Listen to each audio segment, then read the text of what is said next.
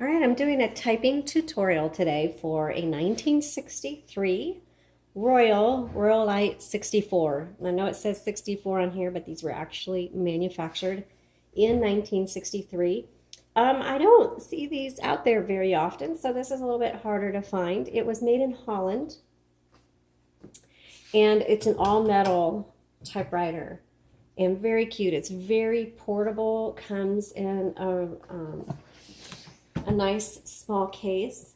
So this would be a great option for those of you who like to go to type-ins or you're looking for a coffee shop typewriter that you can carry around with you. Great for kids going off to college and they want to type their papers on a typewriter. This would be a good option for you. At the time that it was manufactured as a budget typewriter. So while this does work, it doesn't have the same feel as some of the more higher end ones that were at the time. However, now that it's vintage, this is still considered an excellent typewriter, and it's in great condition. There's a few nicks on here, but like I said, it's all metal, all the original parts. We've put a new ribbon in, and it works. And so this is going to be a great collector typewriter as well. But let's go ahead and take a look at how this works. I'm going to assume when I do this typing tutorial that you don't know anything. So please bear with me if you do. But there's a lot of people who are collecting typewriters and purchasing them now that don't know anything about typewriters. So first of all, this is your carriage, and I have this carriage locked.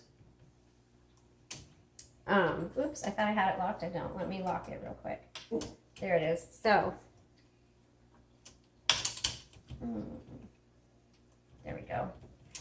There is a lock on the left side. It has a little notch. It's a metal piece with a notch in it, like this. And the carriage will sit in that, and that way when you're transporting it, the carriage is not going to fly around. That keeps the drawband from breaking, and the drawband is what gives the tension on this carriage. So I'm going to release that by lifting up, and then my carriage is now released, and you release it with this button right here.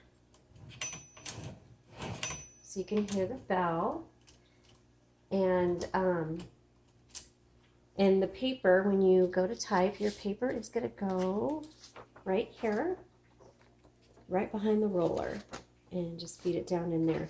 Now right here, you can pull this up, and that's going to hold your paper up straight so it doesn't flop over. These metal pieces right here, if you push down and move them, those are your margins. And let's go ahead and feed the paper in here. Oops. This one you have to kind of get down in there a little bit, and then the roller will catch it. Now you'll see I loaded my paper crooked. So the second tab on the right side is going to be your paper release, and you just pull that forward, releases the tension, and you just straighten out your paper. Now this is your return handle, and this is going to advance. It's going to push the carriage all the way to the right, and it's going to advance it a line or two, depends on what you have it set on. You'll see this 1 and 2. There's actually 1, 1.5, 2, and that determines if you're going to advance 1 line, 1.5 lines, or 2 lines. The 0, again, is for when you're transporting it. If you put it up on 0, when you hit the return handle, nothing's going to happen. So let's put it on 1, and it'll push and it'll advance. See?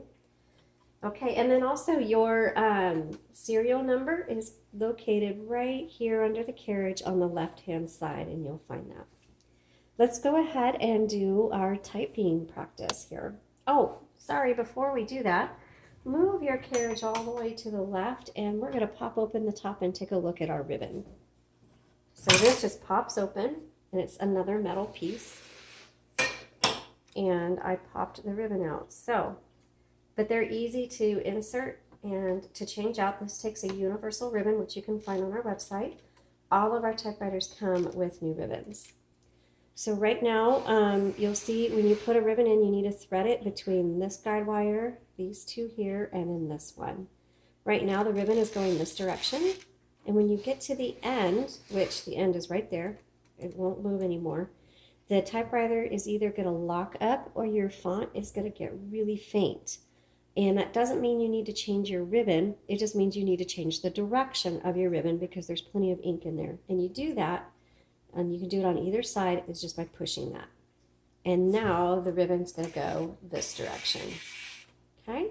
So when you get your typewriter, a lot of times in transportation, these will pop out before you type on it. Make sure your ribbon is installed properly. And then just test the direction and make sure it's going the right direction.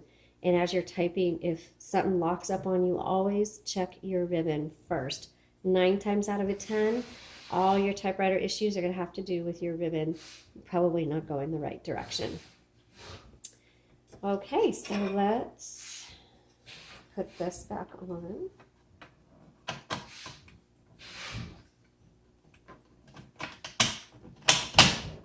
There we go. And let's start typing.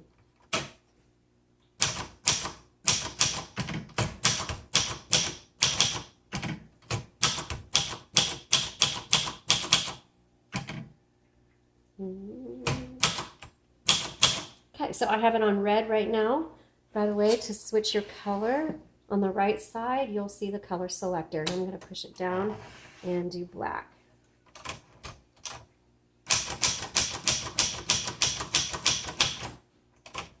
This is the backspace.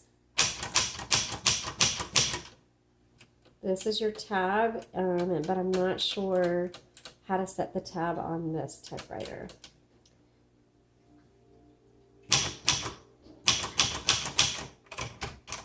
Also, on manuals, you kind of have to get to know your typewriter because each typewriter has its own feel.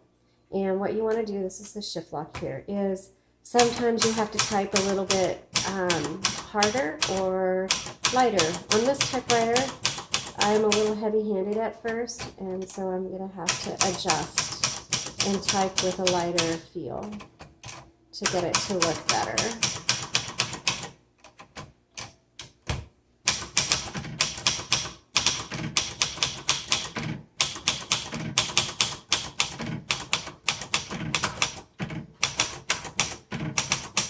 So you can't type too fast. This isn't really meant for that. Electric typewriters are better for those of you who like to type really fast.